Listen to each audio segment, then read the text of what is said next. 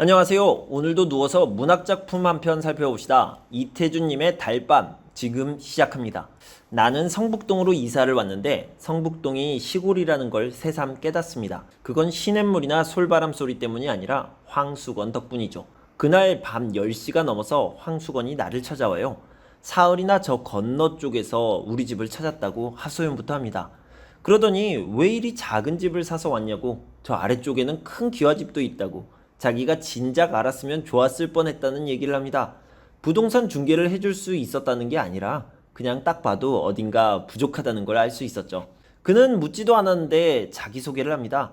이름이 황수건이라고 하고 개를 안 키웠으면 좋겠다고, 개 키우는 집은 신문을 배달하기가 어렵다고 하소연을 또 늘어놓습니다. 첫날은 우리 집을 못 찾아서 늦은 건데 그 다음 날에도 황수건은 밤 9시가 넘어서야 신문을 들고 왔어요. 나가 그 이유를 물었죠. 황수건은 이유는 답하지 않고 그냥 당연히 그런 거라며 아무렇지도 않게 다른 이야기를 꺼냅니다. 역시 뭔가 모자란 사람이 맞습니다. 황수건이 꺼낸 다른 이야기는 자신의 과거 이야기도 있고요. 그러니까 자기가 원래 삼산학교에 급사로 일을 하고 있었는데 마음에 맞지 않는 선생이 있어서 나오게 되었다는 거예요. 그리고 그의 현재 이야기도 있습니다. 지금은 신문 배달을 하는데 정식 배달원이 아니라 보조 배달원이라는 거죠. 그리고 자기 가족 소개도 합니다. 7식구랍니다. 부모님, 형님 부부와 조카 하나, 그리고 자기 부부, 이렇게 7이라는 겁니다. 그 다음은 자기 이름과 별명을 자랑스럽게 설명합니다. 황수건의 별명은 노랑수건인데 이 동네에서는 아주 유명하다고요.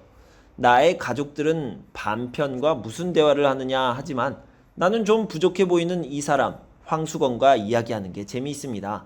황수건과 이야기하면 화제가 끊이지 않습니다. 대화가 끊기기라도 할라치면 황수건은 정말 다양한 화제로 이야기를 시작합니다.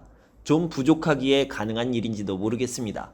그런 대화 속에서 내가 소원이 뭐냐고 묻자 그는 아주 쉬운 질문이라며 그의 평생 소원은 원배달이 되는 거라고 합니다. 황수건은 정말 순박하고요. 정말 소박한 꿈을 꾸고 삽니다.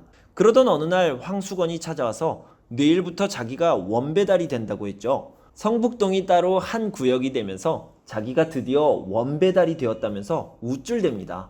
나도 나의 가족도 그를 축하하고 또 함께 기뻐합니다. 그러나 다음날 황수건은 오지 않아요. 그리고 그 다음날에도 오지 않았죠. 사흘째 되는 날에 다른 배달부가 와서 신문을 배달해줬고요. 황수건의 행방을 묻자 그런 반편을 어떻게 원배달로 쓰냐고 짧게 답하고 떠났죠.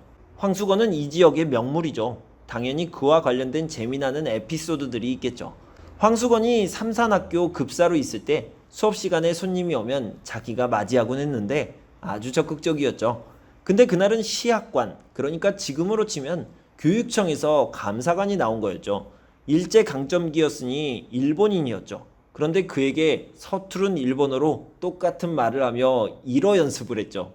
뭐 사단이 났죠. 또 한 번은 어느 선생이 점심시간에 농담으로 황수건에게 겁을 줬어요. 요즘 색시가 달아나는 경우가 많다고, 이번에는 황수건이 사는 마을 차례라고요. 그래서 황수건이 그날 오후 수업에는 50분 간격으로 쳐야 하는 종을 2, 30분 간격으로 쳤답니다. 빨리 집에 가서 색시 확인하려고요. 잊을만 할 때쯤 황수건이 나를 또 찾아왔죠. 그리고 신문이 잘 배달되냐고 물어요. 제대로 배달하지 않으면 신문사에 일러 바칠 거래요. 그리고 지금 삼산학교 급사와 싸워보려고 운동을 한다는 둥, 천연두 예방주사를 맞으면 근력이 약해진다는 둥, 또 약간 모자란 소리를 해댑니다. 그리고 진짜 해보고 싶은 것은 장사라고 말을 해요.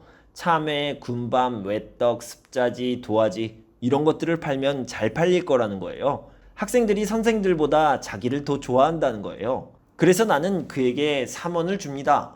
장사를 해보라고. 그리고 남는 게 없으면 갚지 않아도 좋다고 말합니다. 그는 덩실덩실 춤을 추다시피 뛰어나갔죠. 그리고 그 다음날 참외 3개도 가져왔고요. 그리고 그는 한동안 우리 집을 찾지 않았죠.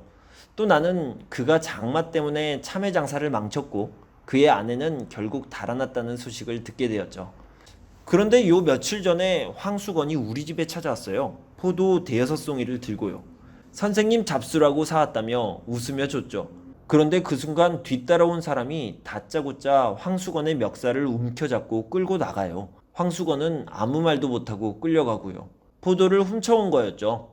나는 얼른 나가서 때리지 말라 하고 포도값을 물어줍니다. 그리고 그 포도 한 알 하나를 천천히 오랫동안 아껴 먹습니다. 어제는 시내에 갔다가 늦게 돌아오는데 황수건이 담배를 퍽퍽 빨면서 노래를 부르며 지나가요. 술은 눈물인가 한숨인가 이런 가사의 노래를 부르는데 이것만 아나 봐요. 여기만 반복해서 불러요.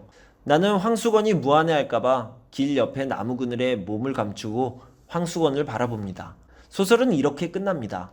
너무도 어려운 현실을 남보다 좀 부족한 사람이 살아가는 모습을 그린 이 소설. 그래서 대단한 슬픔은 아니지만 뭔가 속상함과 안타까움을 느끼게 하는 이 소설. 이 소설은 1933년 중앙을 통해 발표되었습니다. 감사합니다.